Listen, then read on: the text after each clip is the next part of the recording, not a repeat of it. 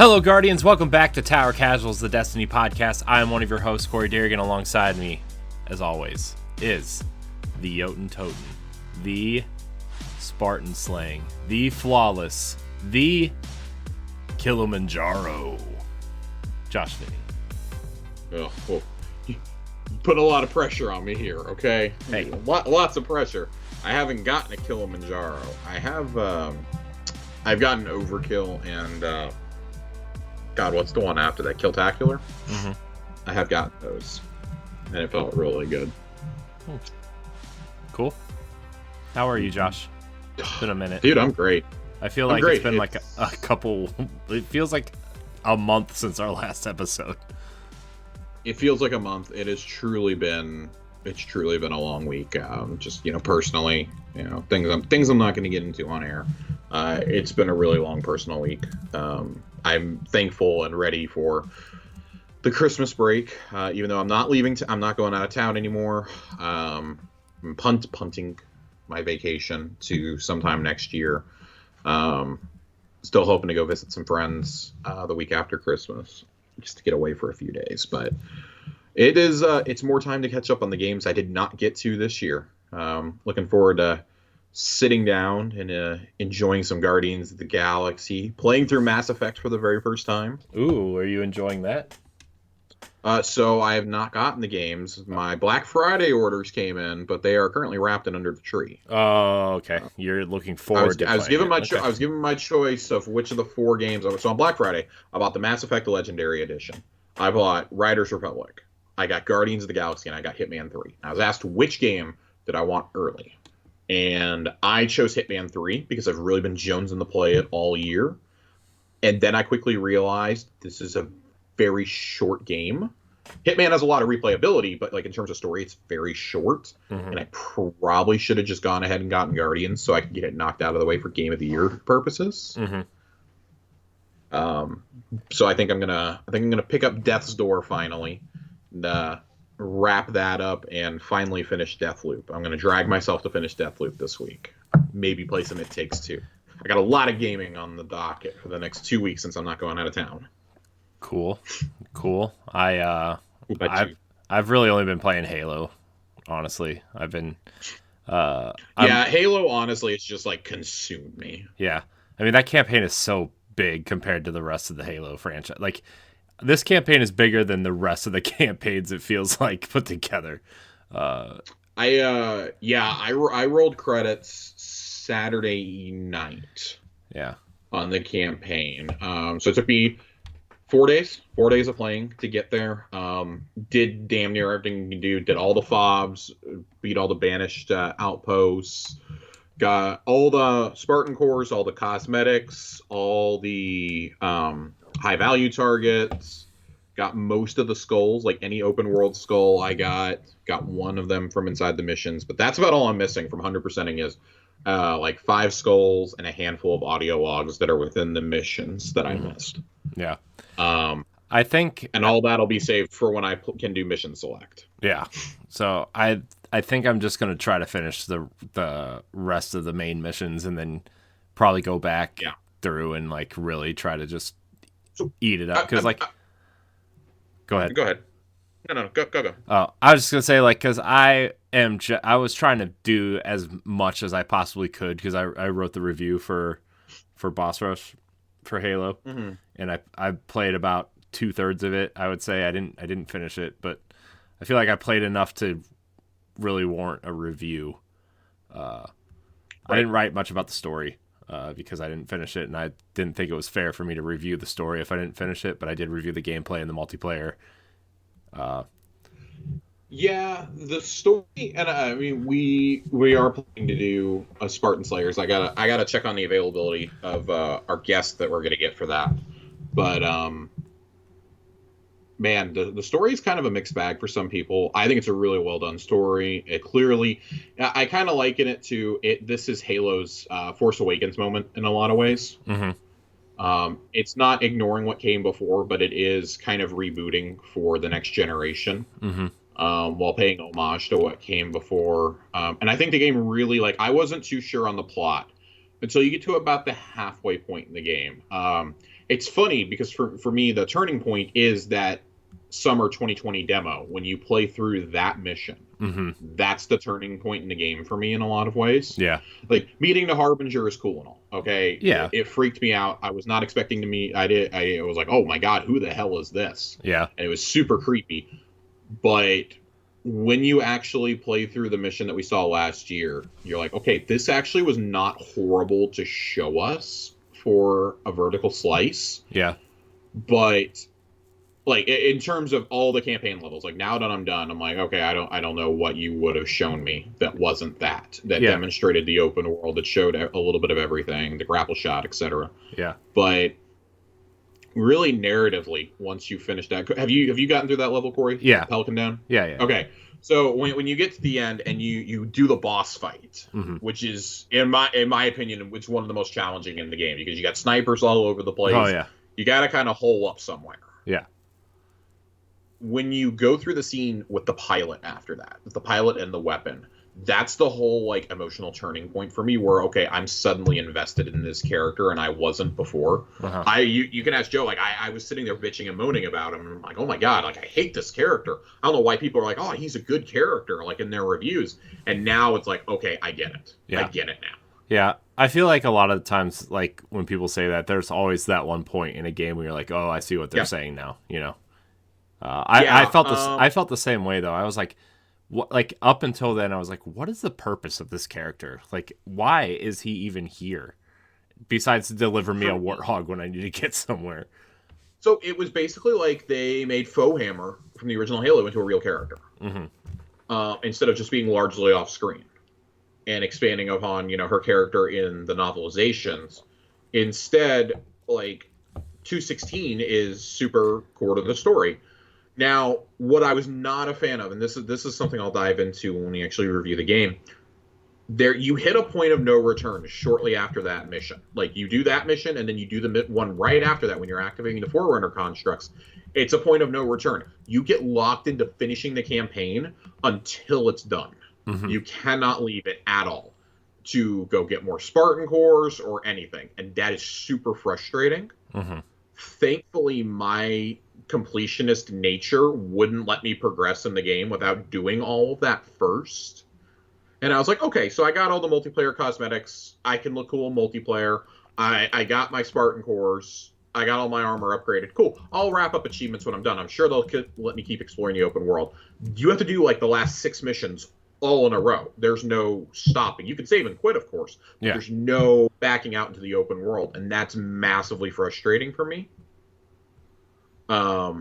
Like, I've done all this work and now I can't enjoy the fruits of my labor. So, not a perfect game by any means, but definitely I would say the most complete Halo since the trilogy. Like, they nailed the campaign. It may not be the best story, but it's the best campaign. Like, it's the best world. I can't go back to having a non-open world Halo. Give me the open world with the linear campaign levels. That's fantastic. It feels like that. It feels like a fully realized version of Combat Evolved's second and third level, is what it feels like. Yeah, I've described it as Silent Cartographer, the video game. Yeah, so it's which is great. I would compare it to those and to Halo 3's best level, the Covenant. Yeah. When you're flying around, turning off the towers, you get the mongooses, and you're driving around the scarabs with those, and the hornets, and just how. And then you still have, like, this big hallway you have to go through fighting alongside the Flood. Then you have to fight your way out of it. And it's like that and the Ark are like 2 massively long levels, but they were examples of what you can do. Like, I've heard the concerns of the not having different biomes. It really stopped bothering me after, like, hour number 3, because, like, damn, this is just such a fun game and such a good sandbox that I'm not really super bothered. You are in a very tiny portion of the ring. You're not traveling all over it like you have in past Halos. You're just not. So it doesn't really affect me too much. Like, I'm sure we're going to different biomes and DLCs and things like that, but I wrote a little bit on this earlier in the week on Twitter, but Up until I played Halo, I was certain, and even like seeing the stuff for Halo, even after playing the multiplayer, I was like, man, I love the multiplayer, but if they don't nail the campaign, I'm not going to be able to name this thing Game of the Year. Mm-hmm. Like Psychonauts 2 was still it for me, and just the moment you step out of Outpost Tremonius onto Zeta Halo for the first time, it's a Vault 101 moment. It's exiting the Imperial sewers for the first time. It's leaving the island in Breath of the Wild. Yeah. Like whatever open world, whatever moment the open world has ever opened up to you in a previous game, like that, it's stepping out of the lifeboat in Halo. Like it is just one of those moments where you are like, this, you just know right away, this is special. This is special. This has changed what I think a first-person shooter can and should be. Mm-hmm. Yeah, it's definitely it definitely changed the way I kind of like, because I was like, how's an open world Halo gonna work, you know? And then like they started, right. some preview coverage started describing it as like Far Cry meets Just Cause, and I'm like, that doesn't sound like Halo to me.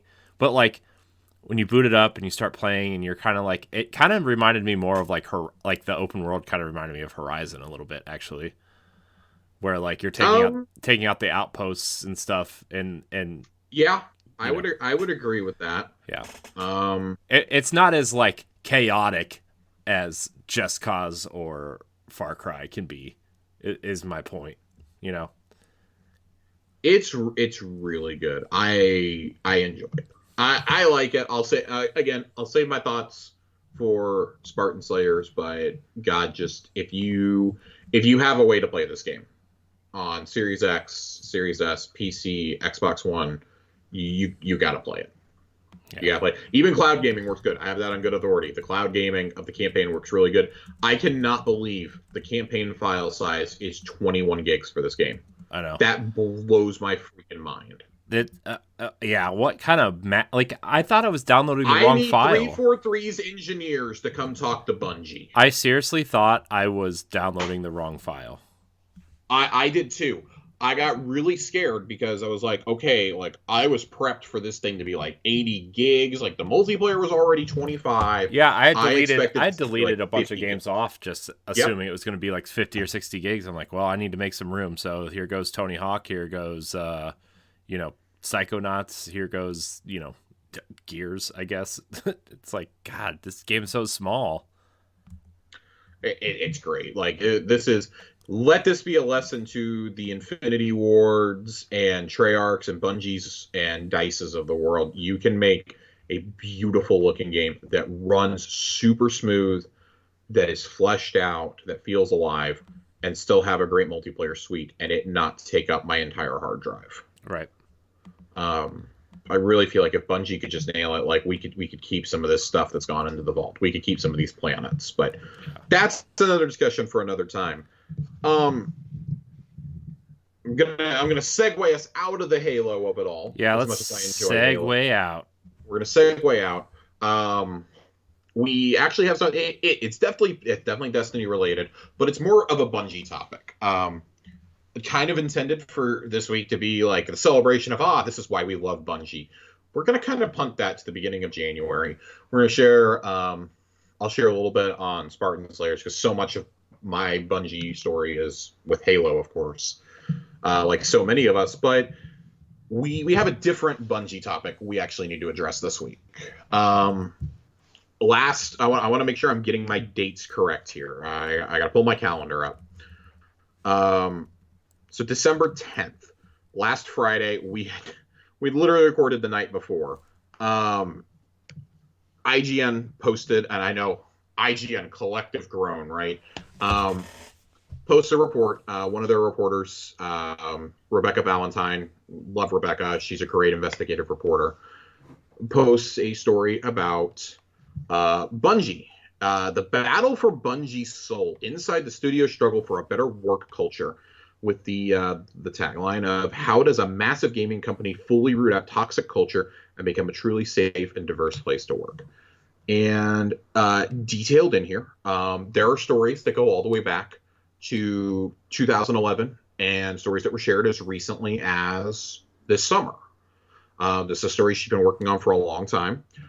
26 current and former employees at Bungie over the last decade were spoken to for this story. Their accounts of the studio's work culture encompasses a wide range of experiences that span overt sexism, a boys' club culture, crunch, and HR protection of abusers, as well as more complex stories of microtransgressions, systemic inequalities, and difficulties in being heard. However, interviewees also include a number of more recent employees who, despite their own hurts, truly believe the studio is slowly but steadily improving, are candid about the immense challenge of trying to turn such a massive ship in a better direction, and whose account of change lines up with statements made to IGN by Pete Parsons in response to this piece. So I'm going to stop right there. I encourage everyone to read this. It's a long piece. I encourage you to read this and then read Pete Parsons' response to it. He put out a response Friday afternoon. He knew that this piece was coming. They were not allowed to read it in full until it was published. His response was written a couple hours later. There are a few people that have tried to figure out who are they talking about here? Because one of the statements that Pete makes is both here and in his message on Bungie.net is, I don't care how long you've been here, how important you are to the studio. If you're treating people like shit, you're gone. You're gone. I don't care about your Bungie history. And there have been some high-profile departures from Bungie over the last year and a half. I want to say right now, we're not witch hunting anybody. We're not here. We're not going to speculate on who it is, who might have left. There was some speculation earlier in the year about a certain employee. Not going to name names here. It is what it is. You can go do that digging on your own. We're not here to play the blame game. That's not what this is. That, to me, that detracts away from the stories that are shared in this article. Mm-hmm. It's long. A lot of the stories here specifically deal with the narrative team, which I think we all know has been in turmoil for most of Destiny's history, probably until about the last 18 months or so. It really seems like the release of Arrivals is kind of when everything turned for the better permanently. We'd had sparks with Forsaken, for instance, or with The Taken King, but we'd never had that consistency. But from Arrivals through what we're doing right now with the lead up to the Witch Queen, I think we can all agree, outside of a few missteps, like the gameplay may not always be there, the events might not always be there, but the lore and the in-game storytelling has been the best it's ever been. Mm-hmm. So here, there's seemingly no better microcosm for Bungie's historic company-wide cultural troubles than its narrative team, which has experienced toxic leadership, issues with crunch, and at times unmanageable separation between the ideas of old Bungie and new Bungie culture, and more, all within the last 5 to 6 years. We spoke to a number of individuals who were close to or part of the narrative team and painted a picture of severely divided groups whose problems originated as far back as Destiny 1. Several sources spoke of a team lead from that time who appeared to suffer massive burnout during the project, creating an increasingly toxic work environment for others on the team, enough so that team members kept a countdown of days since his last explosion on a whiteboard. Many people I spoke to were familiar with a story of him throwing a chair at a window because he felt others were ruining his creative vision of the game. And yet he stayed at Bungie for several years, eventually leaving and then being invited back to do contract work on Destiny 2. Some sources who had encounters with him during those later periods said he would frequently issue narrative direction despite no longer being a senior team member, and would become angry when he felt the Destiny 2 writers were deviating from his vision for Destiny 1.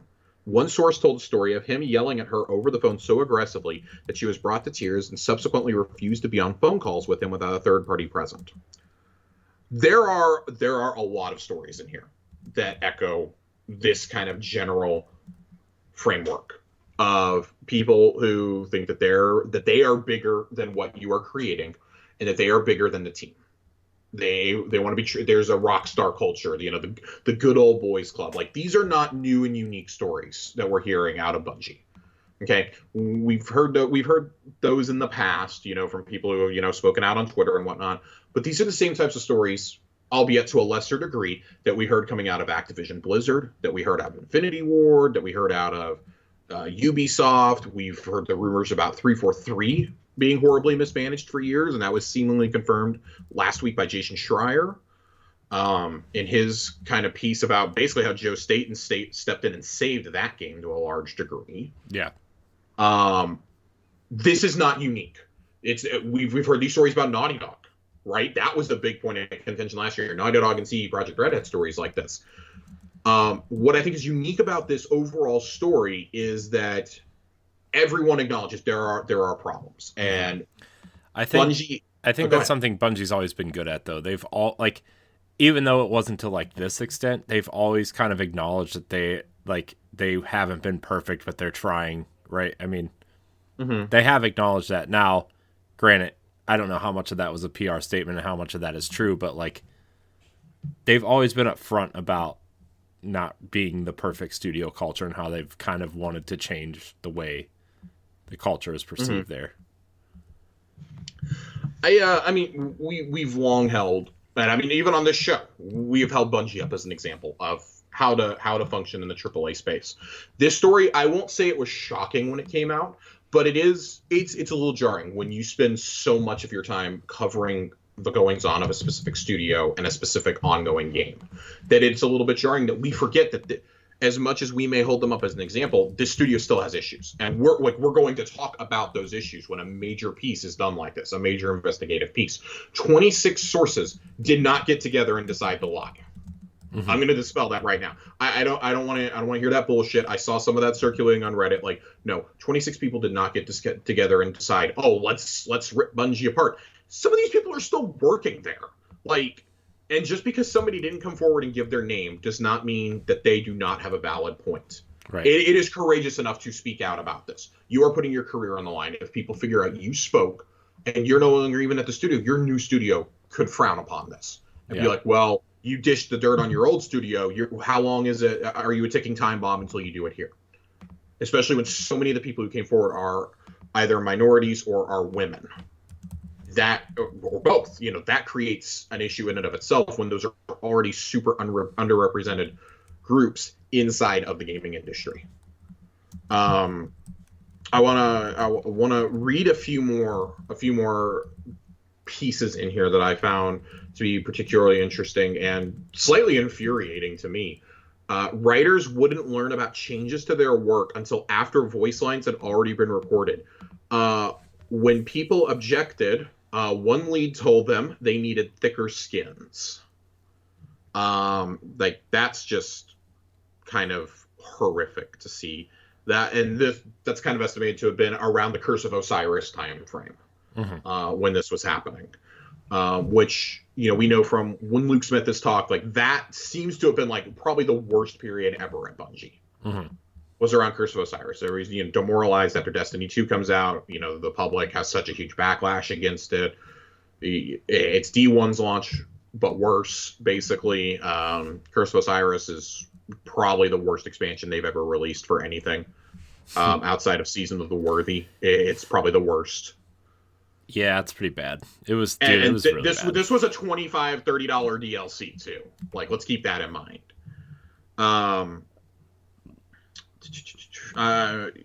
It's terrible. I mean, and it seems to be a lot of people seem to be talking about this particular lead on the narrative team, because he's described as literally the worst person I've ever worked for.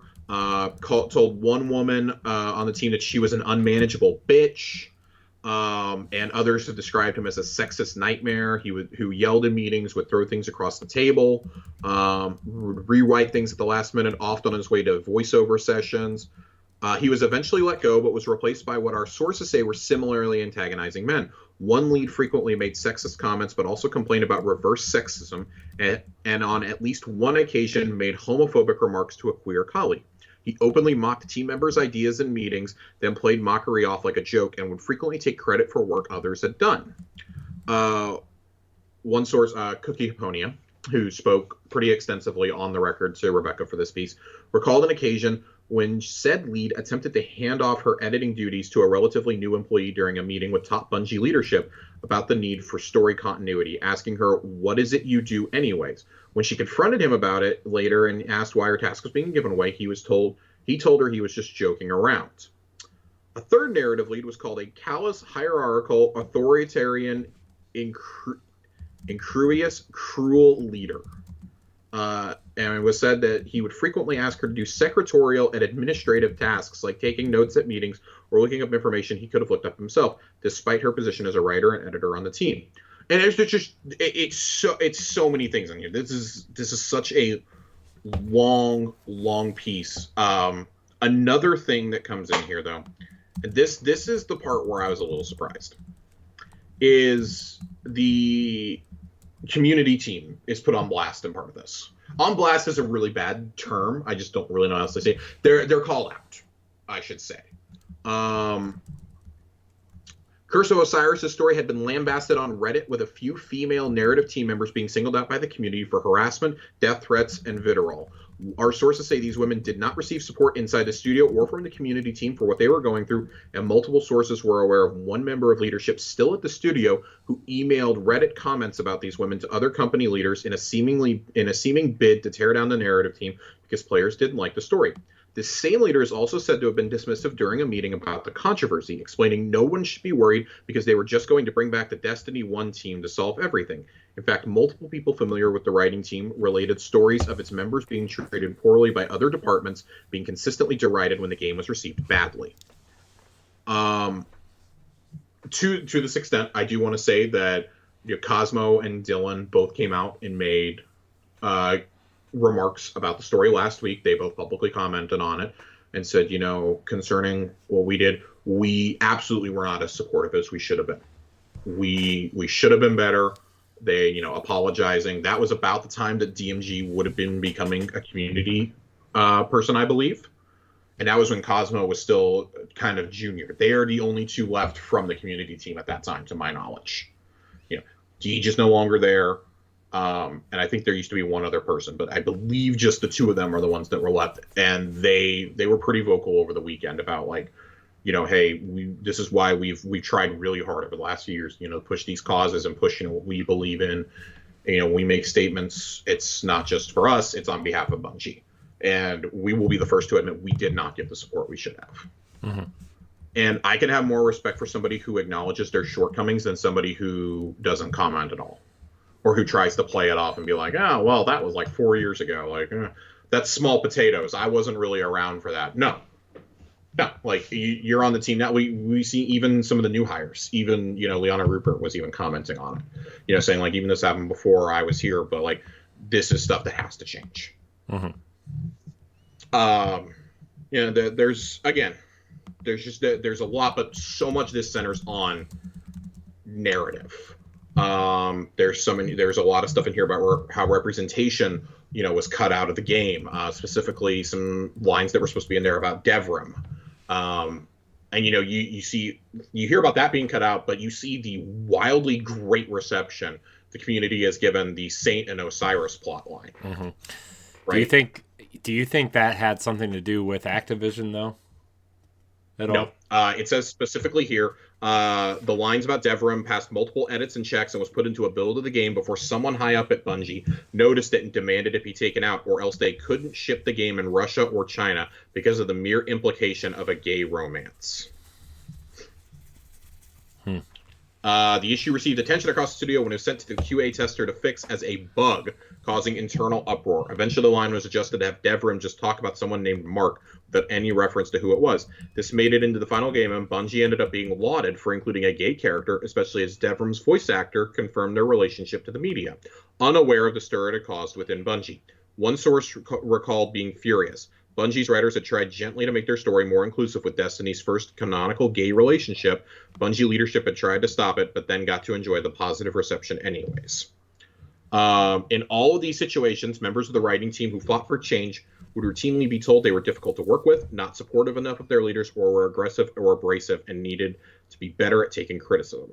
Criticism was often used as feedback when the team pushed for promotions after each new challenging release period, with several being turned down time and time again. One writer, Hipponia, who we talked about earlier, was specifically told she couldn't get promoted because she wasn't good enough at the game, despite the fact that her core narrative responsibilities were unrelated to gameplay design. But when she asked to be given time at work to play and improve, even offering to tie those hours into specific work tasks, her request was denied. In 2019, the situation became untenable. The entire writing staff tried a last-ditch effort to mediate their constant conflict with their leads with HR, but were once again told they needed to try harder to work with the people who were making their lives miserable daily. Despite the team reiterating that their lead did not appear to be making efforts to build these same bridges on their end, many wrote letters to CEO Pete Parsons begging for help, and they never heard back. It was not until multiple writers quit or threatened to quit all at once, including every woman on the narrative team, that Bungie dismissed the leads responsible for the chaos and began to take the team's concerns more seriously. Those connected to the narrative team today say that things have improved with more funding and employees to share the load, and new leads specifically tasked with helping the department recover. But it ultimately took a sacrifice of many people's careers, mental and emotional well-beings for it to get there.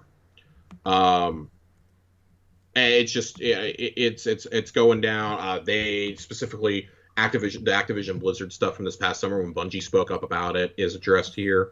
When I read Bungie's response to Activision Blizzard, I laughed when a former employee said, "This was not my experience here. They have this core value that they don't tolerate assholes, even if they're rock stars, but they totally do. All that's aspirational. Those are the values they want to get to, but they're not enforcing them."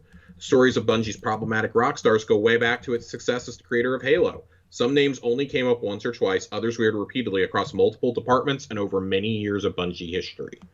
One top-level company leader, who has been with Bungie since Halo, was described by sources as an asshole, who constantly disparages others, was dismissive of those who brought up the company's toxic culture, didn't bother to learn anyone's name, and whose inappropriate work wardrobe at one point included a shirt that advertised free lap rides. He was also seen getting incredibly drunk at company events and would clip his toenails at his desk. Notably, this person rose to the company's topmost levels before being quietly let go after years of issues. An ambiguous company email announcing his departure referenced the company's zero-tolerance policy for bad actors and offered employees mental health support if needed. There's others. God, there's so many more. I want to get towards the end of this though. Like, again, there's like a paragraph for every story. Just go through and read this. They talk about the old guard a lot. One producer was frequently mentioned by sources for routinely making sexist comments and openly talking about his love life and asking colleagues to comment on images of women he brought up on Tinder. Producer said to have skyrocketed through the ranks at Bungie and was very charismatic and well-liked by the old guard, enough so that any reports to his managers about behavior seemed to fall on deaf ears. He was eventually fired. One employee recalls a number of his colleagues discussing his departure shortly after as a good guy who got taken out by political correctness, suggesting women who reported him just needed to get a sense of humor. It seems to be an awful lot of sexism is a lot of what I'm taking away from this piece. There are other things, but that is by far and away, that is the most outstanding thing here, especially in light of Ubisoft and Activision Blizzard. That's kind of the first thing that my mind's gravitating towards. There is some in here about crunch, but that is far and away the over-encompassing topic here. It seems as that and microaggressions. Not even microaggressions. I would just say aggression, period. It's long. There's updates in here. The stories we've shared so far represent some of the worst of Bungie's history, a work culture with deep roots that cannot simply be dug up overnight. In response to IGN's request for comment, Bungie CEO Pete Parsons, who's been with Bungie for 20 years and CEO since 2016, reiterated Bungie is trying. In a lengthy reply, he opened by apologizing to anyone who had ever experienced anything less than a safe, fair, and professional environment at Bungie. I'm not here to refute or to challenge the experiences being shared by people who have graced our studio with their time and talent. Our actions, or in some cases inaction, cause these people pain. I apologize personally on behalf of everyone at Bungie, who I know feel a deep sense of empathy and sadness reading through these accounts. He goes on to detail a number of actions the company's taken in recent years to change its culture, many of which are also mentioned to us by current and recent employees of the studio. A number of these employees told us they believe that, slow though it may be, Bungie is trying to move in the right direction, largely thanks to the growing number of diverse individuals and their allies within the studio who have been tirelessly working over the years to change its course through action, company groups, and growing employee pressure for a diverse, healthy, inclusive workplace. Sources tell us of a quiet but deeply significant change that began taking place in the last few years. They began to notice a number of more powerful, problematic individuals leaving the company one by one. Many left quietly and professionally, giving the appearance of a voluntary departure, and a few even left on publicly positive terms, celebrated with fond farewell letters to the entire staff or Bungie's community. Most of them still have high-ranking positions elsewhere in the industry. While some sources claim that certain individuals among them were quietly asked to leave, the exact circumstances around this house cleaning seems unclear. Parsons confirmed to IGN that departures had happened, admitting the company had not been as transparent or swift as it could have been in removing individuals, adding that Bungie was only able to do this when brave people came forward or when bad behavior is conducted out in the open. We believe the people whose behavior warranted removal from our company have been terminated, or are no longer working for Bungie, but if new information comes to light, whether through this story or by named or anonymous people coming forward, we will act on that information and investigate with integrity. There's no catharsis. When bad actors are thrown out, there's no awareness of who's a bad actor to avoid. Without that, I don't think it's possible to build trust at a wide scale. That, to me, that kind of wraps it up. There's a little bit, some more about crunch here at the end. It does kind of shift to a more positive tone towards the end. I will say that. One specific area in which current and recent employees expressed optimism for the future was with Bungie's current incubation projects, and one in particular. Bungie hasn't kept secret that multiple non-Destiny games are in development, though the ones our sources are aware of have gone through some shifts and even cancellations over recent years. One of the projects currently greenlit and the one closest to release was frustrating to some of our sources, who felt it was largely staffed through nepotistic practices of only hiring veterans and good friends, reinforcing a culture that had already proved harmful on Destiny. But another project, not yet greenlit, was spoken about glowingly by those in the know. One described it as a huge divergence from what Bungie has done before. Others told me this incredibly diverse team of developers with a significant number of leadership roles held by underrepresented minorities. One person said it was the kind of team I want Bungie to have everywhere. And so, I mean, like, those are the things that we want to hear, right? Not that first project, the second project. That's what we want to hear about every studio. But ideally every AAA and indie game, we want to hear about it having a leadership team that is like that, is represented by the people who are playing these games, right? From all across the spectrum. Like the time of it being just guys that look like me and Corey, it's over. It's done. Like, yeah. You cannot make games today if you are only focusing on one gender and one race in your leadership roles. You just can't. And this is not a platform for me to preach. I promise we're almost done. This is probably the longest piece I've ever read on IGN. Like, I'm still going. And I'm gonna go ahead and wrap up from this piece. If you're interested in reading more, I definitely encourage you to go read it. There is a lot here that we did not get to. A lot of it's fairly in depth. And Bungie's leadership is directly called out by the people who came forward, as they should be. Like, this ultimately falls to your leadership to clean house and make it a good, safe, productive environment for everybody. At a certain point, like, not even at a certain point, like, your people are more important than your product. You can make a good product, but your product will flourish and will succeed beyond your wildest dreams if you take care of your people. You just have to. Like, there are so many AAA studios that have such large turnover, and Bungie does not seem to be one of those. Mm-hmm. But maybe that's also a negative on their part, because clearly they're having a clean house. They're clearly having to get rid of people. And if you think that this is just happening at Bungie, I have news for you. This isn't just happening in this industry either. This happens in literally every major industry in the world. Every major corporation is going through something like this. Bungie is the one that we're holding under a microscope because they give the appearance of being better. And so if you want to act like you are better, and to be fair, I think they've made great strides. We've talked about a lot of their initiatives on this show since its inception. I mentioned at the top of the show, we've talked about their support for Black Lives Matter. We've talked about their support for the transgender community, for the gay community, the LGBTQA. There is so much more that needs to be done. Like, yes, you can have those clubs at Bungie. You have accessibility at Bungie. That was another one that we lauded. That's cool that you have that stuff. It's a shame that all this had to happen for those to start coming out into the open, though. Yeah. And then, as kind of like a companion to this, to prove it's not just people who don't want to be named coming forward. If you've ever watched something on YouTube about Destiny that's about the story, you probably know Mylan Games. What I was actually unaware of is that Mylan was the curator for the first 3 Grimoire anthology books. He posted a video over the weekend. I guess this was pretty publicly known that he was, and I just have been super tuned out because I've Team Bife, baby. I've watched a lot of Bife over the years. Team Bife. That is not to say I do not like Mylan. We love Mylan. I've used Mylan as a source a lot of times to better understand the context behind certain things. I think Bife's a really good storyteller. Yeah. I like the context that Mylan gives. But he had an experience with somebody who, when he was contracted to work on this, they had it all. He went through and read every Glimmer card, decided on the order they were going to go in for the first book and this and that. And then somebody comes in at the last minute and is given his title. They reassigned his title to this person like a week before publication. Wow.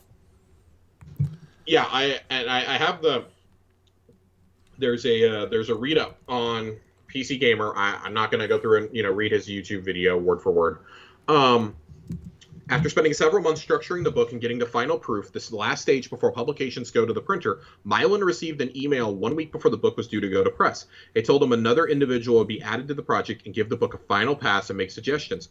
This individual was a member of Bungie's so-called Old Guard, who sent Mylan the following email at the time. In this final pass, my only goal is to make the book the best it can be. Given the insight and understanding I have from cultivating the ideas and tending the soils that birth these tales, I may offer some last-minute changes and challenges to make sure it reaches that goal, if you'll let me. Let's all just pause for a moment to admire that tending the soils line. Well, the writer of this email certainly went on to tend Mylan's soil. It was the Old Guard making clear they had more knowledge and experience of destiny, Mylan said. The emailer went on to question Mylan's work in a fundamental manner, why he chose in this particular structure, why the chapters were ordered this way, and so on. Mylan goes on to give examples of how he responded, and at this point it seems merely annoying rather than awful. While it was upsetting to have someone question all the work I'd done a week before deadline, I was annoyed, but I understood, Mylan said. Unfortunately, it didn't stop there. The book was finished, done, and sent as a PDF to everyone saying it's ready to go to print. I checked it and noticed my title in the credits had been changed. No one spoke to me about it. No one told me it was going to be changed. My credit was lore curator, because that's what I did. I curated the lore. Making things worse, the person that was added to the team, the Old Guard that had been around, was given that title, and I was given a different title, lore consultation, which I feel did not reflect my role. And he goes on, to share the exact email that he sent. He after he's sending the email, Mylan organizes a phone meeting with his lead on the project, began explaining his position and how much work he'd done on the book. Literally mid-sentence, while I was describing my role and my concerns, the lead cut me off mid-sentence, and I'll have to paraphrase this because it's a phone call and not an email, but when they cut me off mid-sentence when I was saying how I felt, they said something like this: I'm going to stop you there. We don't say I. This is a team project. Obviously, as I was talking about what I did, I was saying I. Then they went on this rant about not being an individual, but rather the team. I was made to feel like I know nothing about the industry, which I don't, but I was also made to feel incredibly selfish for bringing up the conversation in the first place, for bringing up this talk about how I was credited in the books like I did something dramatically wrong. I was mad. I vividly remember exactly where I was when I had this phone call. I felt like throwing my fucking phone across the road when this person cut me off and gave me this bullshit generic corporate, there's no I in team bullshit. Imagine the most cookie-cutter team talk you could ever imagine, then imagine fucking doing that to someone when they've been working on a project for months and they're just saying how they feel. He says he was so angry he just stopped talking. The phone call improved when the Bungie lead realized they'd gone too far, tried to backtrack, and eventually they and Mylan came to an agreement on a new title for credit in the book. I got a small glimpse into how this person usually operates, to be very manipulative, to make me feel like an idiot, feel like that was their true nature, like they naturally slipped into that response so easily, like it had been rehearsed and said many times before. Turns out it probably was. And then he goes on to describe he did the first 3 volumes, and then he got kicked off the team. He found out about the 4th book like the rest of us did when it went up for pre-order. I got kicked off the team because he goes, the first thing I thought when I got kicked off the team was because I wasn't a team player. I got kicked off the team because I complained. I should have just kept my mouth shut, and maybe I would have been given the opportunity to work on more volumes. Feel like I've ruined my relationship with Bungie, that I pissed off the leadership or this one person, and that I would be banned from working with them in the future. It makes me incredibly sad and really fucking angry, Mylan says, because I know I only got a tiny snippet of what the narrative team had to put up with. I'm not too sure where to go from here. I'm hoping to provide this information to Bungie. Hope they'll take it seriously and will take action to ensure it doesn't happen to anyone else. So, that was just kind of a side piece, and, other people come forward on Twitter. Recently, one of the social media and community people Nicole left Bungie and basically acknowledged that she agreed with a lot of what was outlined in the IGN article. There's been a lot of us. I mean, you can literally you can go scour Twitter for those. I guess to wrap it up, it's just the same thing that Corey and I have always preached. Like, just, you know, we have to be better than one another. We have to be better than one another in this industry. We have to. Everybody has to be treated as an equal. Yeah. There's no room in this industry for disrespect, for the shutting down of ideas, for telling somebody they don't know what they're talking about, like that's outside of their range. Like, no, if you're working on a project together, nothing's outside of your range. Yeah, you're already you were there for a reason. Yeah, nobody deserves to go to work and be belittled for speaking up. Mm-hmm. And you know, that's why, like, I mean, I like you, I'm really tired of having this conversation, and yeah, like it really sucks that we have to have this conversation. Like, I don't know what we've been doing the show for almost 2 years now. We've had it probably 6-7 times since we started the show, at least. Like, yeah. So, Josh, you know, and have been involved in the other project that I do, Boss Rush Network, right? Yeah. Which, for people who've been listening, this show used to be a part of the network, and then we decided to try to do some different things with it. But like, there's the reason why Boss Rush exists and this community exists is to try to build something better and unique and from the ground up with people of, you know, that need their voices raised in power positions, right? Like we were talking before the show, how, I mean, we would like to get more female voices, more non-white voices on this show. But, you know, we were talking about how when we rebooted the Boss Rush podcast like 3 or 4 months ago, like people in position on that show, you know, are voices that deserve to be heard because, you know, they're not like us, right? And we just had a big discussion about that the other day on that show. Is like, well, there's all kinds of discrimination and all kinds of just people still putting other people down because of the way they think or the way they look or the way they believe or who they love. Like, it's just like, it hurts because, like, we've never really had to deal with that ever in our lives, right? Based off because of what we look like, you know? And it hurts and it sucks to have to watch our friends go through that, right? You know, we have plenty of friends that aren't straight white guys, right? And it hurts every time we see someone tweet about it or someone talk about it, or we have a show and we discuss it. Like, it hurts. And I'm really tired of seeing this across the industry that we love so much, that it's supposed to bring people together regardless of what you look like. Mm-hmm. You know, some of our best friends we've met, you and I have met through Destiny, right? And through like some of our friends we've never even met in person, right? Yeah, and I would say a lot of my online friends I've never met in person. Like you and I have never met in person. Yeah, Corey and I have never been in the same room together. Yeah, but we do this show each and every week. We've been friends for 6 going on 7 years now. Yeah, and I mean, one of my very best friends I met online.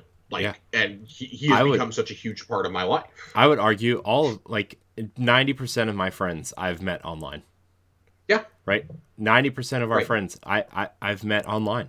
And 90% of those friends I've never met in real life, like in face-to-face, in the same room. But we're friends because we can come together through this great place called the internet. And we can play games together. We can talk about what we love together. I don't care, you know, if you're black, white, gay, straight. You know, I don't care how you identify. It's all, like, games is what brings us together. This is supposed to be something that we love, and the fact that people are still having this quote unquote boys club 30 years after, still aren't respected. Yeah, it's so like it hurts. Like, it hurts mentally, it hurts physically. Like, I'm tired of having this conversation all the time. And like, I mean, don't get me wrong, I'm so glad that we talked about this, because like we need to be the ones that reinforce this message, because to this story's credit, people still listen to people that look like us and nobody else. So we need to be the ones that elevate the message, right? Like, it's, I don't know. Stop me when I get angry, because I'll just rant about it, and it just it sucks. This sucks. This really sucks. There's an addendum to everything that we talked about that I want to cover, and I promise it's the last thing. We're going to talk about some more lighthearted things after this. Yeah. But I think this is an important conversation for us to have. That we cannot fundamentally sit here and talk about a game and ignore what's going on at the studio. We just can't.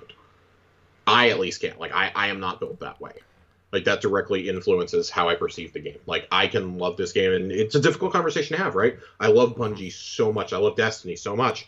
But when toxicity needs to be called out, it's going to be called out on this show. Like, it's just going to be. We have a platform. You have a platform. You have the responsibility to do that. Yeah. This afternoon, this broke. I guess it broke yesterday afternoon. It broke yesterday evening. Bungie's head of HR is officially stepping down from her company after more than 14 years, effective today. In an email circulated to employees in which IGN has seen in full, Gjallarhorn reflected on her time at the company, saying she wants to do everything in my power to make sure everyone who works here has a safe, welcoming, and supportive environment. She then cited the need for the company's people team to move forward with membership largely comprised of people new to Bungie. I know they need to be trusted to be your advocates, not labeled as enablers or seen as company resources who provide bad actors with safe harbor. In her message, DeHaan mentioned her time at Bungie had included working through deeply challenging interpersonal conflicts that included termination of employees for performance, bad behavior, discrimination, racism, and sexual harassment. She added this included reporting her own abuser, a man, an executive, and someone I thought was my friend at Bungie, which resulted in Bungie firing him. She concluded her email by saying, I am proud of the work I did at this company. I believe I made recommendations that were in best interest of our people and in service of the company we wish to become.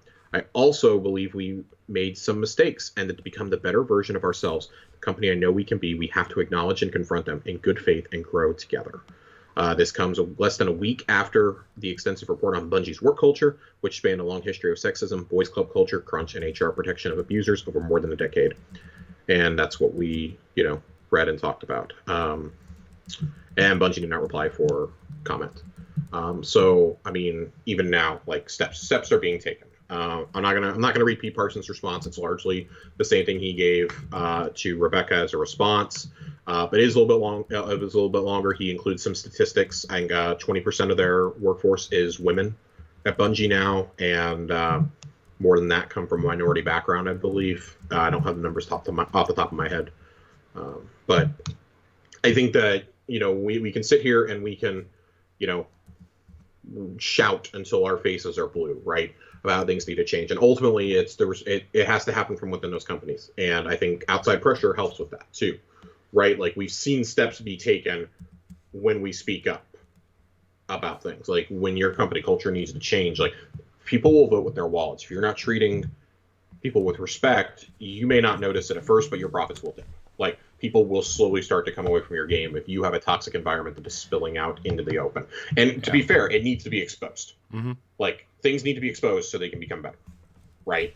Mm-hmm. And Bungie's one of the few studios that I think we've seen them take some concrete actions towards making things better. And a lot of the things that we've talked about that we've lauded them for have really come in the last 18 to 24 months, to be completely fair. Yeah.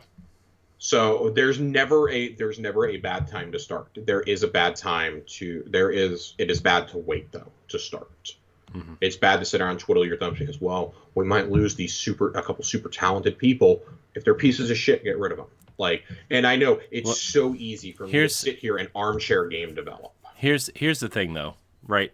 Just as in any industry, mm-hmm. Yeah, you might lose a talented person who's shitty, but there are 7 billion people on this planet. You're telling me you can't find someone who can treat people a little bit nicer, a little bit better, who can't do the same quality work?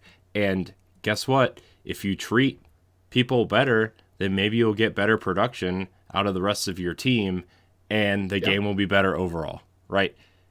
And you know, I know I've said some things about like creativity and crunch and stuff in the past, like Yeah. not, you know, certain things that whatever, but like we're talking about just being a decent human being, right? Being a decent human being is a choice, right? And It yeah, costs nothing. and look, like our friend of show, our friend Cam Hawkins, right? This tweet will forever stick out in my mind, and he's not the first person to say it, and he's not going to be the last person to say it. But like, like you said, like, and you just said it. He said it costs nothing to be nice to someone. It costs nothing to reach out to somebody if they're having a bad day. You know, being nice to someone could be the difference between somebody having a shitty day and somebody having a great day. So even if you're having a shitty day, like, it costs nothing to like mentally like be nicer to people, right? And yeah, we all have those days where we're having a shitty day or we're mad, or you know, I felt that today, right? Like I just was not having a great day, you know. But like, that's life, you know. Like it if you're going to be in charge of a team, treat your team right, and if you make a mistake, own up to the mistake, you know. That's literally all it takes. It's not rocket science, people. It's not hard. I mean, the Boss Rush motto was really born out of a lot of what Corey and I talked about in the early episodes of this show. Mm-hmm. You know, the motto it's be better. Mm-hmm. And a lot of that was born out of our initial discussions on Tower Casuals around, you know, Black Lives Matter and, you know, the Me Too movement that really sprung up in gaming, and specifically in Destiny last summer, in summer 2020. Like, a lot of that, you know, a lot of those sayings, you know, the Corey and I repeat that, you know, we put into everything really came out of the discussions that we had around that time. And it's just, you know, like you said about Cam's tweet, just lives in the back of my mind all the time. Like, it literally costs absolutely nothing to be nice, to treat your peers and your colleagues with respect. It costs nothing. But if you don't, like, you're playing with fire. Like, you're playing with fire, first off. Yeah. And I don't care about you professionally as a person if you can't respect your peers. But like, you will lose everything eventually. Like, eventually the piper always comes piping. Like, the deed always has to be paid. You know, and I'm reminded of that tweet. Well, if it isn't the consequences of my own actions, like, you will face there are consequences. You may get away with it for, you know, 10, 15 years, like we're hearing about some of the people here at Bungie, but eventually you will be rooted out, because the industry and like especially that studio will be a better place without you in it. So, any final thoughts on the IGN article, on Bungie, on Mylan, on any of that before we move on to some more lighthearted topics? No, I just want to say, please just be a better person, right? Just, you know, smile, treat people right. If you make a mistake, own up to your mistake. Yep. Just be a better person. Be better. Be better, people. Be better, indeed. So I don't know how we're supposed to really transition out of that to talk about a dungeon, but we're going to try our best. Hey, Josh, the dungeon. That's a better topic than what we just talked about. Hey, Corey, the dungeon. Have you done the dungeon yet? Hell yeah, I did the dungeon. Got your Gjallarhorn? I do have my Gjallarhorn. This dungeon. This may be my favorite. It's not the most complex. No, it's definitely the less 100% the easiest. I love the mechanic. The mechanic is fun though. The mechanic is fun. It's goofy. Yeah. I like that the Scorch Cannons were used for something. That kind of took me for a loop the first time I realized that's how we get the doors open. Yeah. And the ogre fight was with Scorch Cannons. Yeah. It was kind of funny. Like, before we even talk about the Scorch Cannons, like the beginning when you're getting into the loot cave and you have to use the engrams. Full spoilers, by the way, people. If you have not done Grasp of Avarice, full spoilers. Yeah, full spoilers. So you can cut out now, I guess, if you don't want to hear them. When you go to open the loot cave with the crystal and the engrams, right? It was so funny because like me and Mitch, you know Mitch, and like we brought our friend Jeff into the dungeon with us, and he plays, but he doesn't play, like we do or anything. Right. And so the first thing he does is he shoots one of the enemies. He's like, "Oh my gosh, I got like 3 exotics." And we were like, "No, you didn't, dude. This is part of the dungeon." Yeah. He's like, "There's a timer on my screen. What do?" We were just like, "Run to the crystal." He's like, "Where's the crystal?" I'm like, "In the loot cave." He's like, "What's a loot cave?" It was so funny. What's a loot cave? Listen, I am so happy. Like, just it spawns you into Skywatch, and the first thing you have to do is just shoot into the fucking cave. It's so great. The thrall running out reminded me of the camping days of old. You had to stand exactly so many feet back and just keep shooting, and then you'd go pick all your stuff up. You'd sit there and you'd look at everything you could. You'd delete everything that you didn't need, all your blues, and you'd go back and pick up your legendaries or your exotics. I thought the mechanic was really cool. I love the trap switches. Mm-hmm. The pressure plates are pretty great. The messages you find along the way, though, because this dungeon tells the story of Wilhelm, an explorer. I'm upset that it was not Zur, ultimately. I really was hoping it would be Zur. Yeah, I'm kind of surprised it wasn't, to be honest with you. It's a very Pirates of the Caribbean-esque tale. Yeah. But in Destiny. Yeah. And I mean, they really lean into it towards the end with the pirate theme. Mm-hmm. But I love, you're going through this, and then you come up to the first boss, to the ogre room. And to me, the ogre hits harder than the final boss, in my opinion. Yeah. That ogre is fucking nasty. Yeah, that ogre was like, I mean, the final boss was like a cakewalk compared to this ogre, right? Like, the final boss is just like, God, I hope you have some heavy somewhere. We did a day. I did a day one with Colonel Panic and Nerd Generalist, and it didn't take us too long to figure out. Once we figured out how to open the doors, it was like, oh, okay, like this thing's gonna die. Like we just gotta wear them down. It took us like 3 or 4 phases. I think none of us were running optimal DPS. We're all sitting there running battle rifles because it's just we just got these and we want to play with them. Mm-hmm. I was less than thrilled to see a Sparrow race after that. I'm still traumatized by the Scourge of the Past Sparrow race. The firewall that chased you. This one was almost worse. I'm still expecting a giant servitor. This one was almost worse. Yeah, because you had to just have to keep moving. Yeah, well, not only that, but you had to like. It was funny because like we were riding through. We were like, all right, Mitch, you just go for the bombs, and Jeff and I will try to find the time extenders, right? And like every time we would find a time extender, one of us would die. We would just be like, "You keep going. I'll respawn in 47 seconds." It was God. It was so cool. It was fun. We basically were doing that too. I was basically just in the first couple rooms. I just go full steam ahead, so that I'm taking all the fire. I'm usually blowing up just after bomb number 3, and that lets Nerd just fly through after that. Yeah. I jumped off before. On our final run, the one that finally got us through, I jumped off my Sparrow when I was in midair, coming up to sea, and he was right behind me. My Sparrow blew up right next to him and almost took him out. Mm-hmm.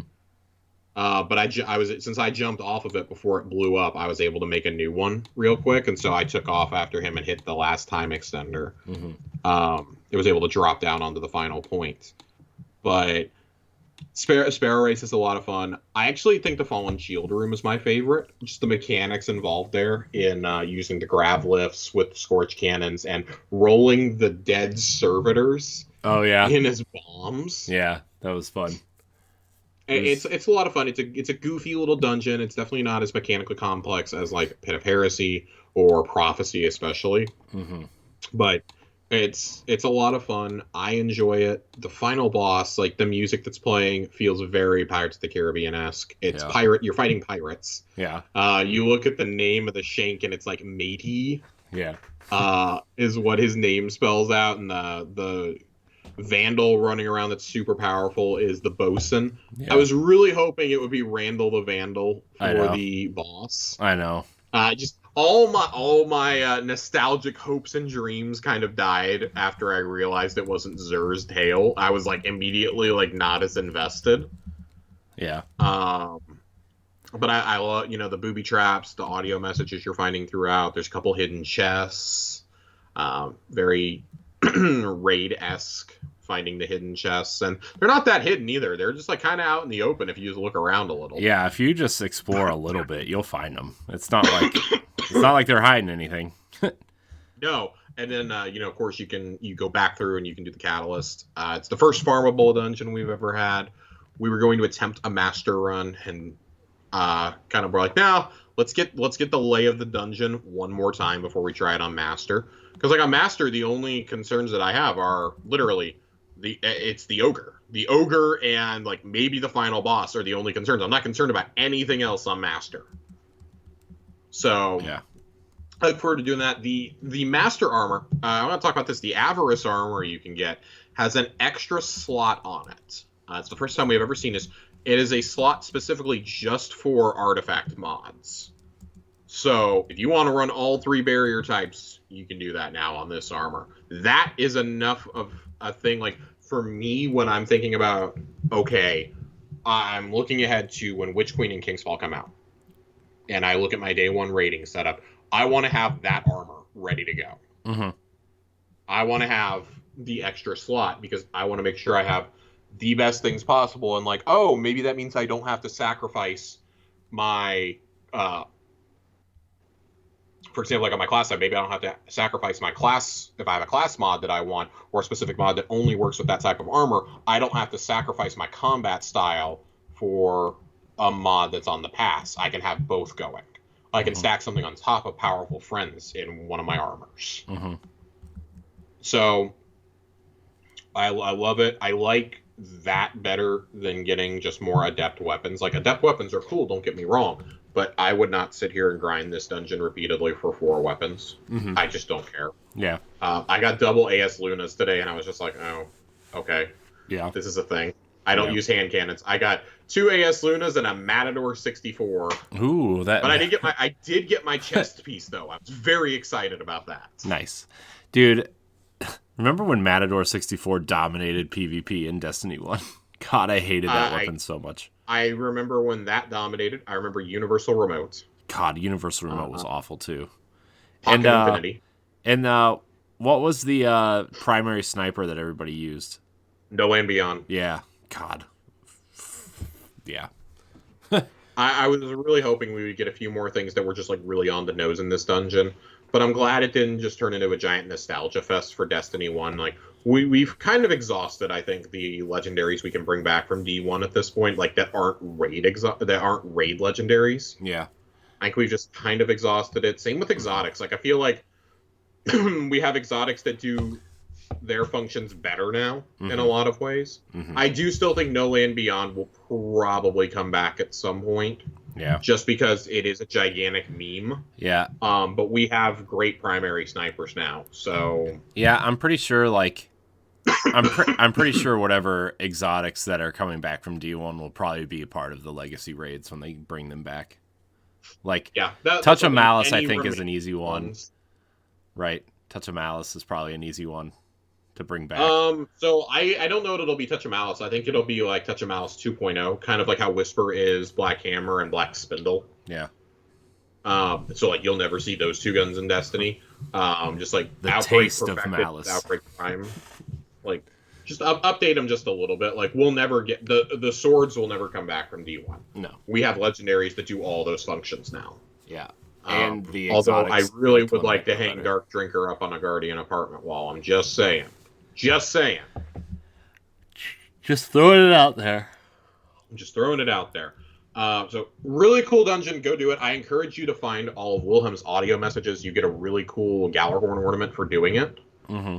And it is one of the requirements for the VidMaster title, which I am 2 triumphs away from it. I'm so excited to hopefully wrap this up this weekend. Yeah, and there's only 10 of them too, so I mean, it's not like there's only 10 of them. Most of them are related to dares or to just finishing the dungeon. Yeah, they're not that hard. The 2 hardest ones are doing all 5 of the events on Legend in dares and doing dare on Legend with 2 to 4 people in the fire team.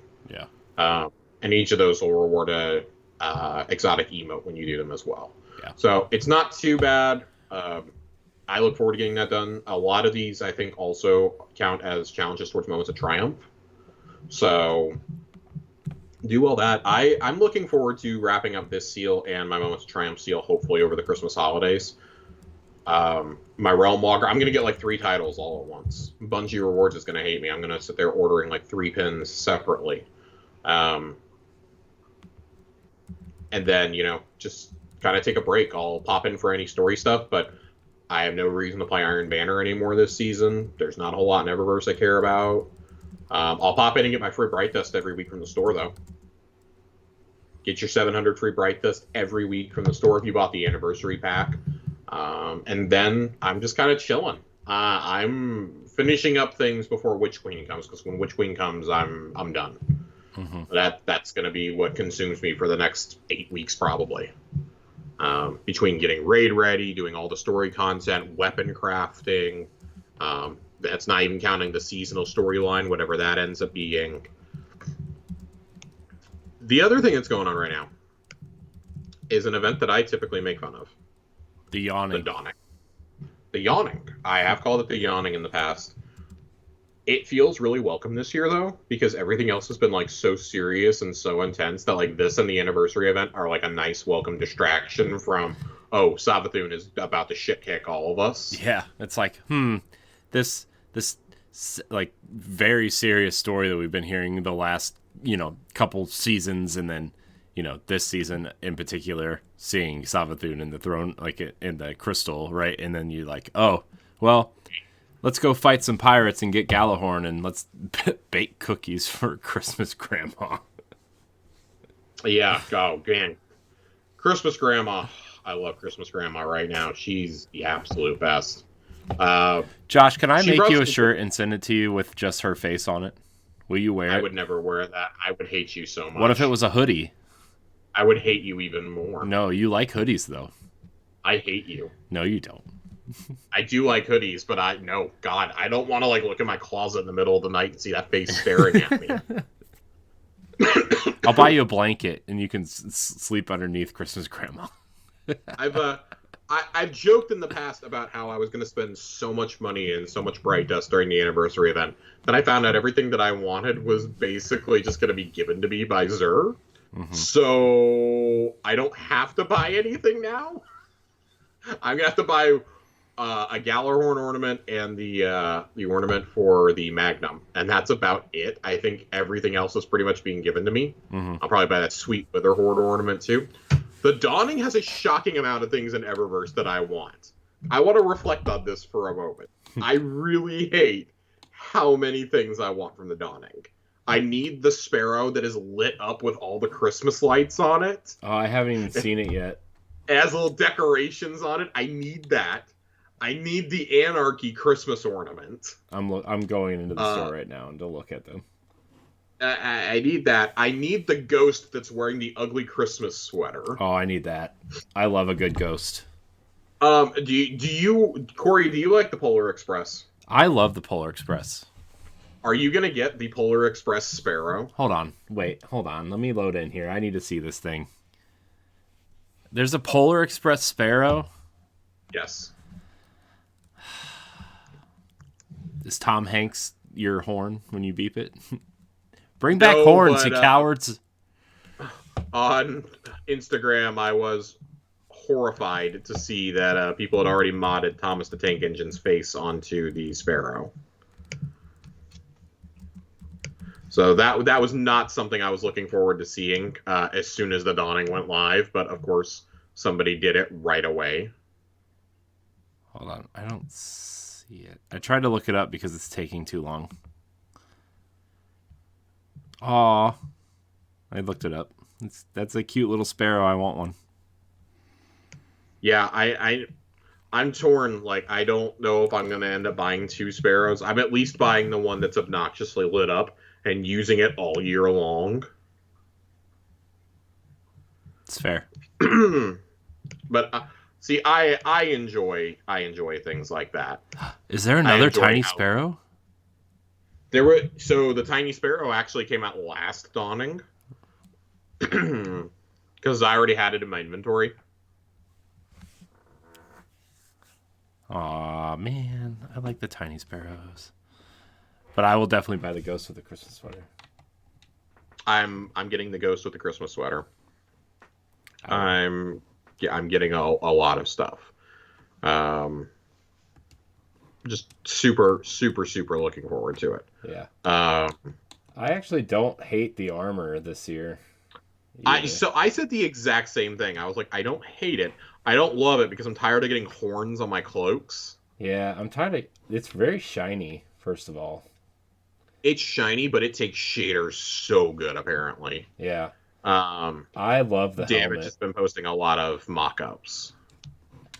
I was gonna buy some of these games for this Xbox sale, but I might just get some of this stuff instead. That Anarchy, you're right. The Anarchy ornament is cool looking. I like that.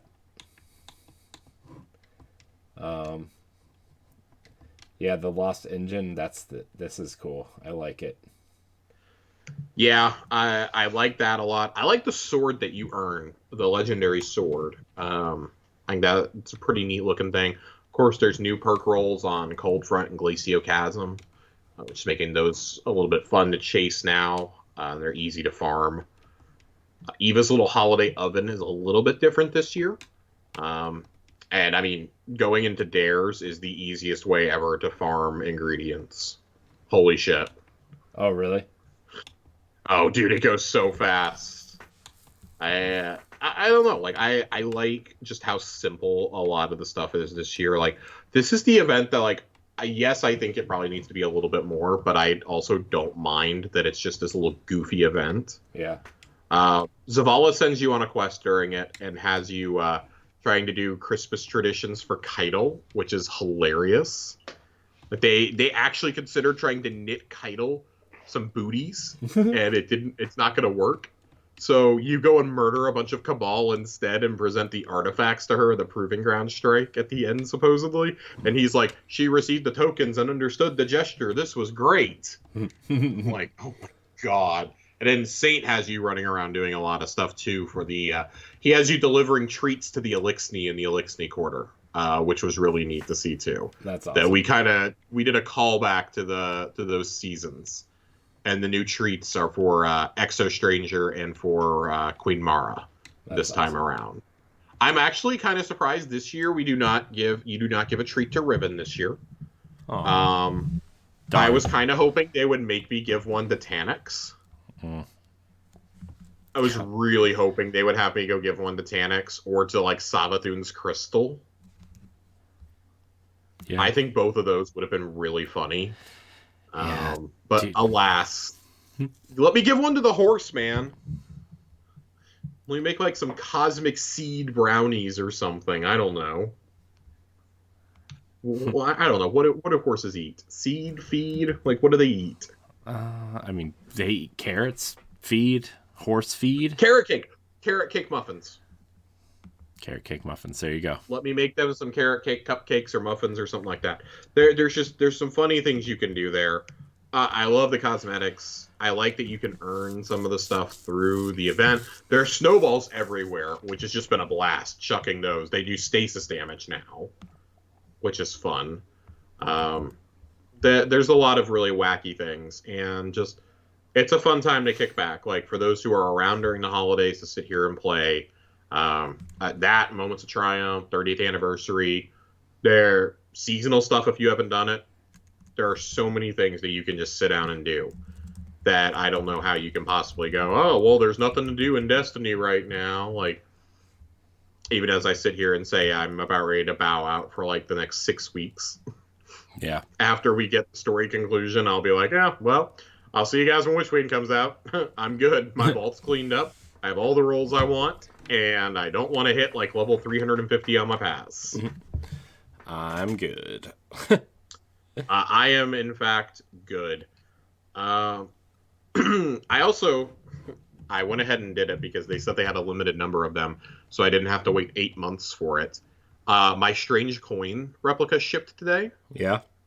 I'm very excited to get that in the mail before Christmas, which is really funny. I'm totally gonna wrap it and put it under the Christmas tree for myself.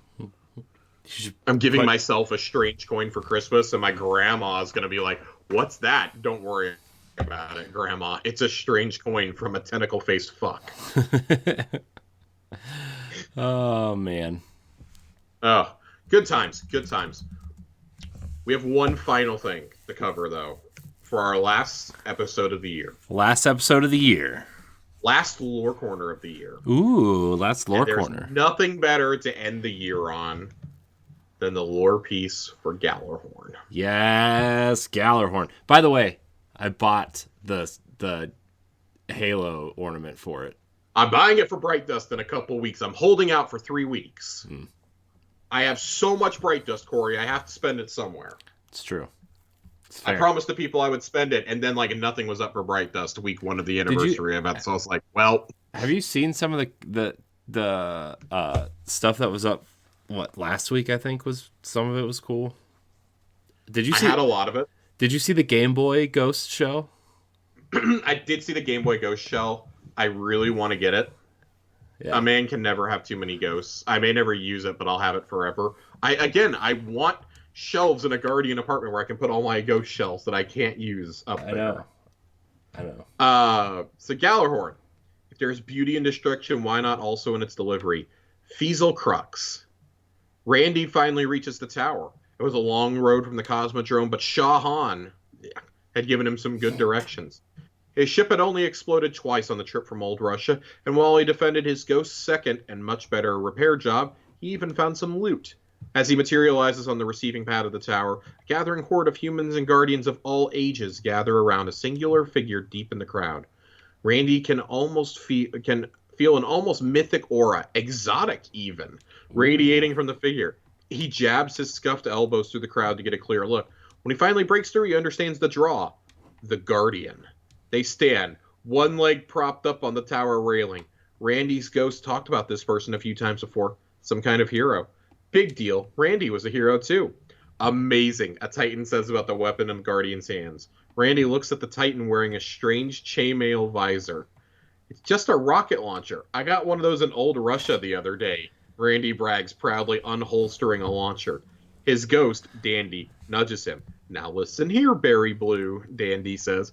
What you are looking at in the Guardian's hands is a top-of-the-line Wolfpack deployment device, each firing of which unleashes hell in the form of a swarm of homing micro-rockets. I told you a flock of crows is called a murder? Well, they really should have reserved that name for this swarm instead. Randy holds up his bad omens. I could put a tracking module on this. Dandy chuckles, I guess. Randy looks at the bad omens. His pride turns into frustration at the mediocrity of his equipment. In a fit of anger, he heaves the launcher over the Guardian's head and over the tower railing. The Guardian pivots and drops to a solid stance. They shoulder and fire off the Gjallarhorn like a volcanic eruption, blowing the bad omens to smithereens. Micro-tracking rockets hunt down and turn each piece of falling debris to fireworks before they hit the ground. The acid sweet smell of burning fuel hangs in the air. Randy's jaw drops. The Guardian steps forward and places the Gjallarhorn into Randy's hands with a smile. Start your legend with this instead. Ooh. This is one of the all-time best lore cards on a weapon. I'm saying it right now. This is fantastic. Reading this, I'd almost wondered if, and I do suspect it's the same person, that this Randy is the Randy of Randy's throwing knife. Mm-hmm. Because we've heard about Randy before in the lore. Randy's an idiot. He runs to point C when he shouldn't run to point C in the Crucible. He dies a lot in the Crucible and in Gambit. And now he thinks his bad omens is on par with Gjallarhorn. This is great. I really love this because the Guardian is, of course, us. Mm-hmm. It's the idea that we are giving a Gjallarhorn to a blueberry. Even as Ghost basically calls him a blueberry. Berry blue. Mm-hmm. I love it. There's nothing really to analyze here. It's just, I think it's really special. It's reflective of where we've come as a community since Destiny came out and where we're going. This kind of just summarizes it all. This kind of sums it all up here in a minute. Like, this is a new player being shown by a veteran. Hey, here's how to get one of the best weapons in the game. Like, this is what you need.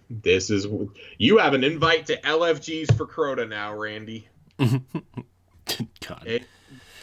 Dude, it's so good. It would have been cool if they like just surprised us with the Crota raid again with this, like after like world, like, yeah, that would have been cool. Like just as like the biggest secret where like after like quote unquote the world's first dungeon, like, you know, whatever, they're like, everybody gets this loading screen that says, you've unlocked the whatever, some way better way than I'm about to say, but you've unlocked the secrets of Crota and take down Crota and the legacy raid Crota's End or whatever. The cool thing I liked was the first time that I loaded into Dares of Eternity after people had gotten Gjallarhorn was I got Crota. I didn't get Crota until I already had Gjallarhorn. Everybody in that room had Gjallarhorn and all shot it at Crota just for kicks and giggles, like just all at once. And there's just all the Wolfpack rounds are just flying around to all the enemies. It was fantastic. That's awesome. The memories, man. I was gonna do a whole thing on the story of Gjallarhorn. The truth is, we don't really know a whole lot. We know that Faisal Crux made this from the armor. He crafted it from the armor of those who fell at the Battle of Six Fronts, and that this was given to the survivors of that battle. All the survivors got a Gjallarhorn. We know that most of them have been lost to time. And we actually craft one of the only remaining ones in Rise of Iron. And a quest from Lord Saladin. He has us do one, you know, as us becoming a wolf. That was a special mission. Like, you know, I mean, the mission itself wasn't one of the all-time great missions. Yeah. I mean, it wasn't like anything like spectacular or anything, but like it was just a really cool story mission, right? Like a lore-filled mission. Cool quest. I mean, we went to Bannerfall to craft part of it initially, and then we go do the rest in that special arena out in the Cosmodrome. And it's when they're dropping all the walkers in, all the captains, and you have unlimited Gjallarhorn ammo. And the Rise of Iron theme is playing the whole time. And it's just like the most majestic thing you've ever done. Like, even if you die, you're just coming right back with unlimited Gjallarhorn. It's so great. Gjallarhorn holds such a special place in so many of our hearts. It's Destiny's most recognizable weapon. It is to Destiny to what the Halo 1 pistol is to the Halo. Or what the energy sword is to Halo. Like, it's something that even if you've... I would probably say more on par with the energy sword. Like, it's something that even if you've never played that game, you probably know about that weapon. It's one of the most overpowered, powerful weapons in gaming. Is the original Destiny 1 Gjallarhorn. And only a handful of us actually remember what it was like to be one of the few that had it before Xur sold it for a second time. You had to get real lucky and get it as a drop. You couldn't just go buy it. Like, exotics are infinitely more forgiving in D2, which I think is more fun for all of us. Yeah. But, man, it was like having Willy Wonka's golden ticket. You got invited to everything if you had a Gjallarhorn in year one. Oh, yeah. It was great. I can't wait to go in and do Vault of Glass or to do Taniks again. Yeah. But with one person having Gjallarhorn and everybody else having rocket launcher, just legendary rocket launchers, because now if one person has Gjallarhorn, everybody gets Wolfpack rounds on their legendary rocket launchers. Right. Which is great. I can't wait to do that with Atheon, especially. I think that's going to be a blast. Is that a PvP thing too? Because that could be like really interesting. It is in fact a PvP thing. The person just has to be in your fire team. Yeah, I mean, obviously trials. I've seen people using it like crazy in dares. Yeah, we were doing it today in the dungeon. I actually ran my lasting impression impulse amplifier code Duello. with that on, and just so many numbers were popping, I couldn't begin to tell you how much damage I was doing.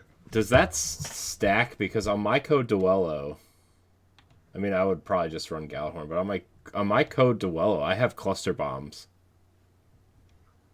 It should stack. That would be like ridiculous. Because I have targeting adjuster and cluster bombs on my code Duello. So lasting impression is great because when it hits, you get the initial damage. You get like the 15 or 20k, and then it blows up, and you do more. That's when you do most of your damage. That's when you do like the 50 or 60k.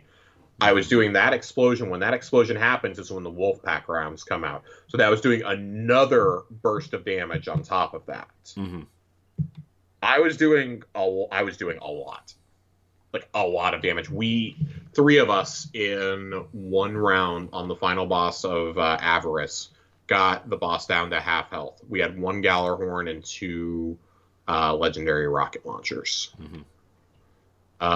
The ones that you really want to be getting clown cartridge rocket launchers now. Clown cartridge with auto loading is really what you want to get as many rockets out as possible. But Code Duello is still pretty good, I would say. People are getting like 30% more damage by using that. I'll do some research over the holidays. We'll come back and we'll talk some strats in early January. Maybe I can persuade A1 Johnny to come do some weapons talk with me. Head down to the firing range with him.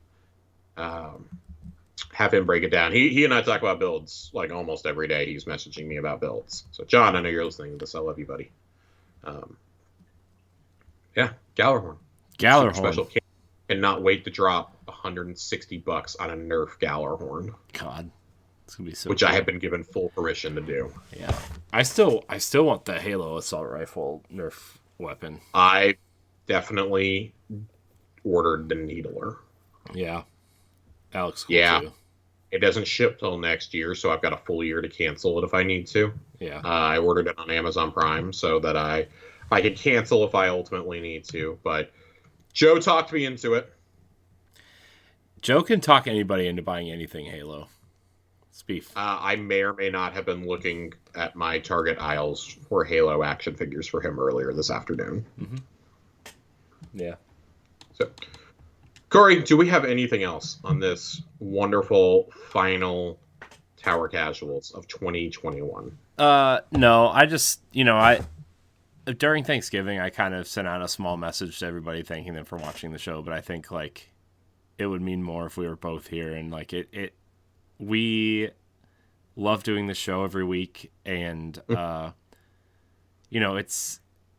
it's really cool to see how this show and the community that follows us has grown, and, like, just this weirdly organic, like, I don't know. It's just been really awesome to see people listen to the show and comment and write in and stuff. And just want to thank everybody for listening and allowing us to keep doing the show every week. And it's really been a pleasure making the show for sure. And Josh, I thank you for your time as well every Thursday. It's always, I know we only get to hang out like once a week, but it's a great night to hang out and talk Destiny, and I love doing the show with you every Thursday. I really do. Yeah, I mean, we talk about it all the time. We both say it. It's one of the favorite things that we do week in and week out. Just like on Thursdays, it's like circled on my calendar as Tower Casuals Day. Mm-hmm. Love getting you come talk about my favorite game with some of our good friends from around the internet, and hopefully we'll be expanding that roster a little bit next year with some guests and some different voices. But really, like you guys who listen to this every week, who listen to my long-winded rants, who listen to me yet again having to take a company to task for something that they're either doing or not doing in the industry.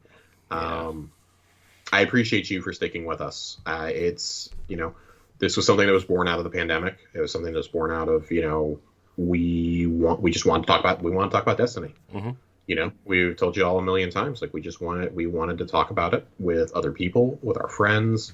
We wanted to get together and do something, and we weren't sure at the time. Was this going to be like a one-off thing? Was this going to be, like a monthly thing? I mean, I had my doubts. Corey will even tell you, like, I didn't know if there was enough Destiny to talk about every week. Yeah. And then it was like, they changed the entire seasonal model on us. Yeah, and we even talked about, like, hey, after this initial run of episodes, maybe we'll do every other week, once a month, like, when, like, every 2 or 3 weeks when there's something to talk about. Like, we had that conversation, and the fact that they changed the seasonal model, like you said, and are literally giving us something to talk about every week is, like, I'm so glad that they did that. And I love it. I think that makes this show better, having it consistent every week. And I mean, there have been shows out there where before they changed the seasonal model, like, I stopped listening to Destiny shows because, like, every week they just be like, oh, we played Trials this weekend, and it was like, oh yeah, we shot some guys and they need to change Trials. And then when Trials went away, they're like, oh, they should bring back Trials. And all they would talk about is, like, there was no point to the show, you know what I mean? And right. And we didn't want to do that, but the fact that they've done this and they've really focused on the story stuff and the seasonal stuff and changed the way PvP finally is just finally. Go back to those early episodes. You'll find out how non-PvP centric this game was. I just, it's the end of the year. Get kind of reflective towards the end. And it's been a ride. I'm not going to talk us in circles, but it's been a ride. I can't wait to see what 2022 brings us, what the Witch Queen brings us, these seasons. And hopefully this time next year we'll be gearing up for Lightfall with everybody. Here's to another, great year. Episode 100 will be here before we know it. God, yeah. 72. We got 28 weeks, Josh. 28 weeks from the beginning of the year. That puts us sometime in July. Yep. Sometime in July. July coming up on August. So probably pretty close to when we see Lightfall for the first time. Is when we'll be episode 100. What a killer 100th episode it would be to do, like, a big Lightfall breakdown reveal style episode. Oh God, I would love to do it. I don't know that we can engineer it that way, but I would love to do it. God, I would have a third Knowing our child. luck, it'll be like episode 99. Yeah, or like 101 or 102 or something stupid. Oh yeah, it won't be 100. 100 will be like a non-existent TWAB. There'll be nothing going on, but that's the future. We'll see how much Josh's Bright Dust Bank increases by then. But seriously, genuinely, thank you everybody for sticking with us for another year. The show's grown a lot this year. Yeah, our listenership went way up. I made the comment last week about our Spotify numbers. 999% increase in like every single metric. Like I thought it was broken, the metrics for. I thought it was too. Then I saw other people's numbers and I'm like, nope, ours is not broken. Yeah. Yeah. Well, I mean, my job, so some of our metrics for podcasts are measured that way, and like some of the newer podcasts were increased that way. And I was like, wow, like this is real. This is real. So, yeah, crazy. It's crazy, man. So it's great. Get me out of here. Yeah, let's go. I want to watch the rest of this football game. I got some other stuff to edit. So I want to thank everybody for watching and or listening to Tower Casuals this year. You can follow us on Twitter at Tower Casuals. You can email the show, towercasuals@gmail.com. Let us know your favorite Bungie memories, because that would really be awesome to hear from you. And yeah, Josh, where can we find you? Twitter. As always, at Josh_Finn, 2 N's. Yeah. You can come follow me for some Game of the Year thoughts and yeah. The Matrix. The Matrix is happening Wednesday, dude. Wednesday. Spider-Man is tonight. I know. I hear his suit is red in this one. I hear it's blue. I hear there's some web shooting in this movie.